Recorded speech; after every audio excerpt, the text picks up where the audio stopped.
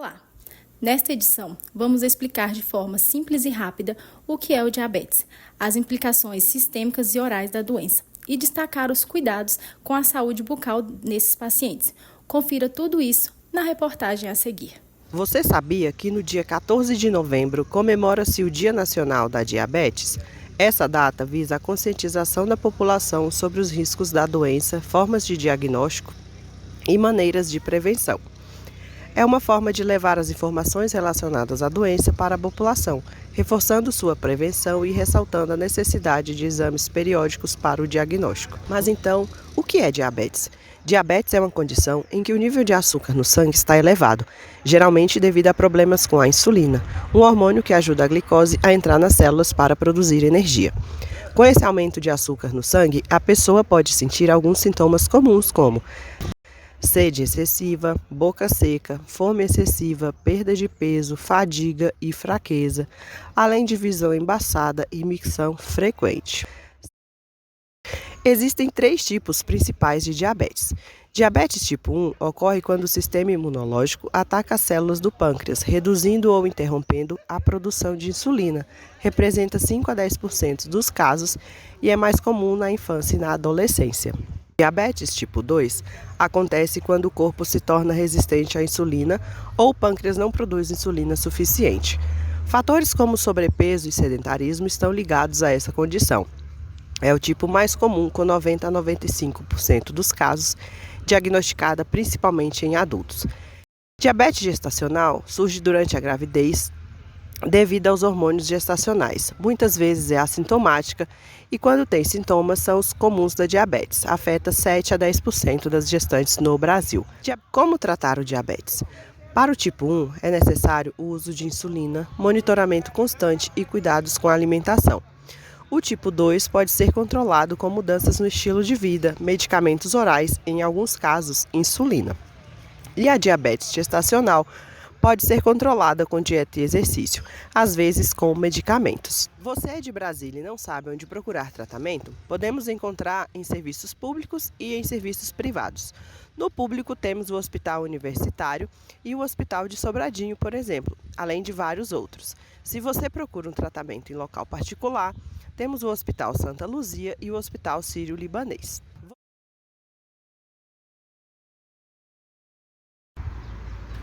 O estilo de vida do paciente diabético pode ter um impacto significativo com complicações associadas a essa doença.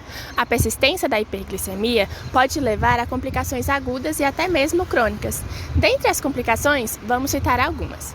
A miocardiopatia diabética é uma condição que afeta diretamente o coração, causando danos ao músculo cardíaco, podendo levar à insuficiência cardíaca.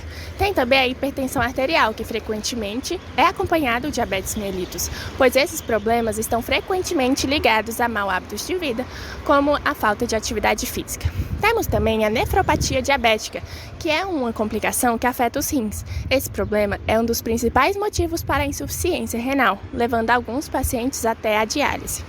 Temos também a neuropatia autonômica diabética, que é uma complicação que afeta os nervos que controlam funções automáticas do corpo, como, por exemplo, a frequência cardíaca, a digestão e a função da bexiga.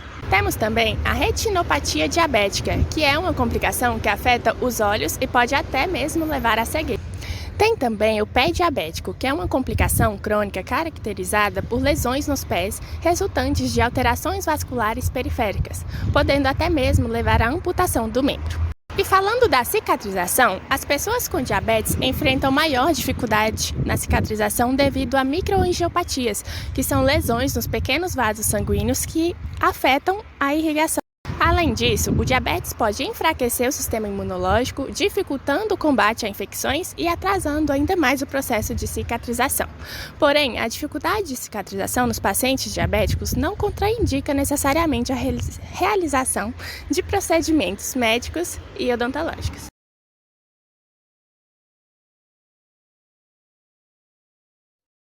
Agora nós iremos falar sobre a doença periodontal. A doença periodontal, ela afeta o periodonto e ela acontece o acúmulo de bactérias que causam a inflamação gengival. E uma das consequências da doença periodontal é a destruição do ligamento periodontal e do osso de suporte adjacente, levando assim à perda dentária.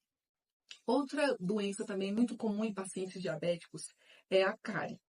A cárie também é de etiologia multifatorial e ela tem riscos primários e secundários, sendo os seus riscos primários, um exemplo deles, bactérias cariogênicas, e um exemplo de riscos secundários, a higiene oral.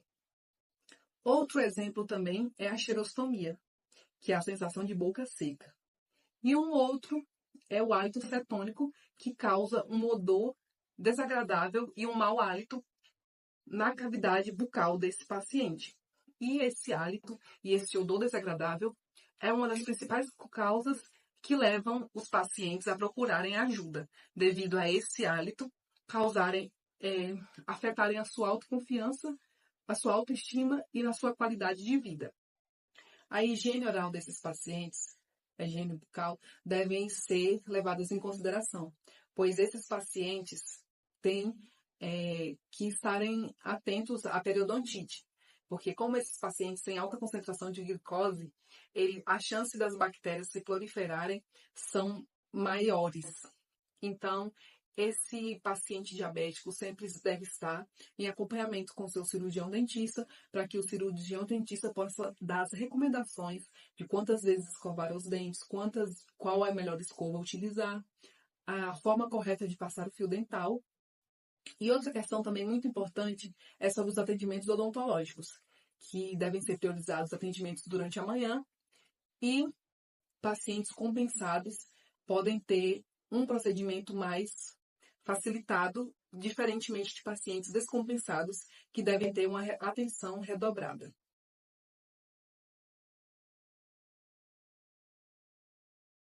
Boa tarde a todos, eu estou aqui com a dona Maria do Carmo e ela vai falar um pouquinho na nossa entrevista como foi a descoberta do seu diagnóstico de diabetes. Quando foi que a senhora teve esse diagnóstico? Quais sintomas que a senhora sentia? Qual o tratamento que a senhora está seguindo?